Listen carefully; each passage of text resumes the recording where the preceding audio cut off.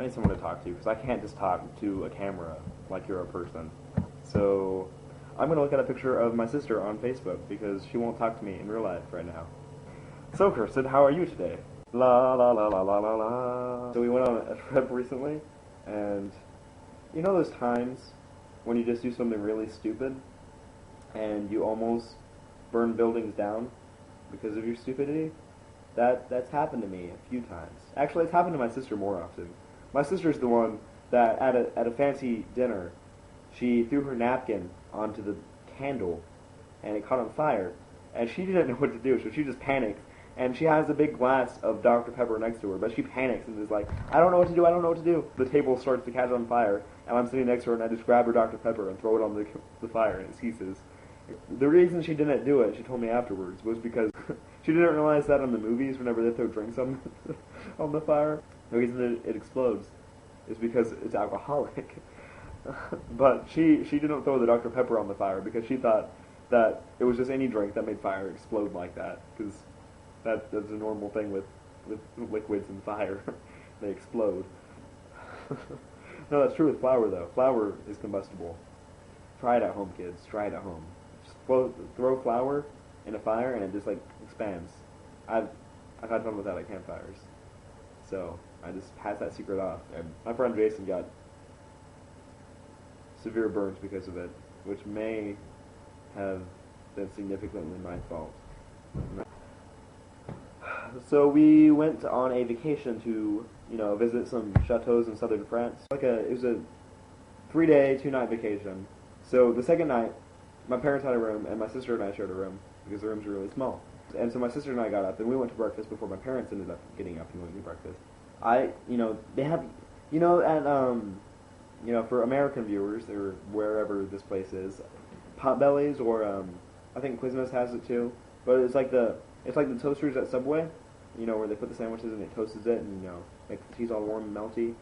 But, like at Potbellies and I think Quiznos too, they have a conveyor belt that does the same thing. So there's a bunch of bread and, loaves of bread and, little slices of bread next to the toasting oven.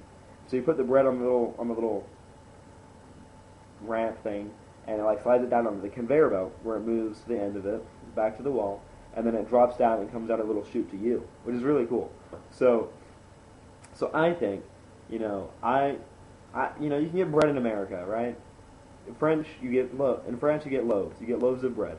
So I'm like, I don't want toast. I can get toast anywhere. I can get toast at my house or my apartment in France, in Paris, which you can also get loaves there too. So I don't know how that's just pertinent or anything, but the point is, I felt like a loaf this morning. I felt fluffy on the inside and really solid and crusty on the outside. I felt like having a loaf of bread, or a slice of a loaf of bread, or a piece of a loaf of bread that morning. So I obviously, when you have a loaf of bread, you want it to be warm, right? So I think, hey, toasting machine, piece of bread.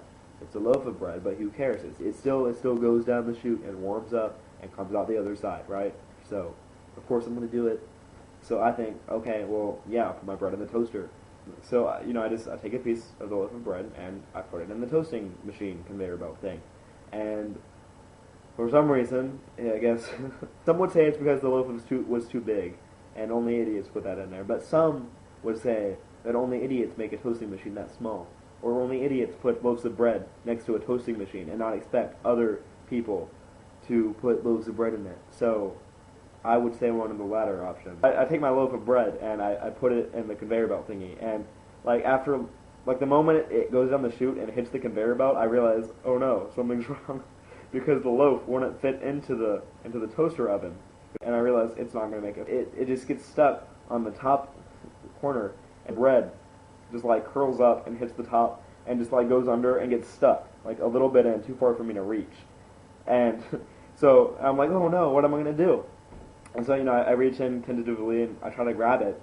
And then the bread catches on fire. I didn't know bread catches on fire. So I'm like, what? No! The freaking bread caught on fire in the metal machine. I mean, it's a metal machine, but, it can still, electrical fires, people, use your brain. And so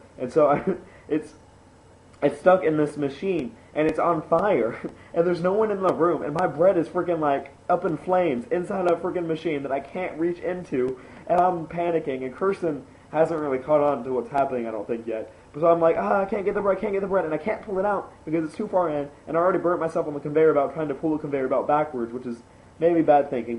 So I messed with all the buttons on the side of the machine because I don't know what to do, and there's no one in the room, which they should always be in the room when there's a conveyor belt. Don't people know that? Didn't they learn that people in rooms with conveyor belts do stupid things, or that people who leave bread next to conveyor belts are just welcoming bad.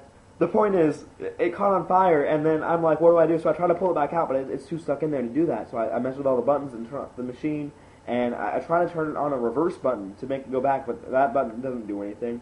So maybe I'm thinking, maybe it's stuck. So I try to pull on the machine, and I'm like, I just burn my hand on it because it's hot. But I'm like, I need to pull back enough for the bread to get out so the fire doesn't spread to the whole machine and the whole building, so that the whole breakfast table doesn't burn down, and so that the whole building doesn't burn down, and it's my fault when we have to leave and a rush to the car and leave France forever because I burned down a breakfast table / hotel / city.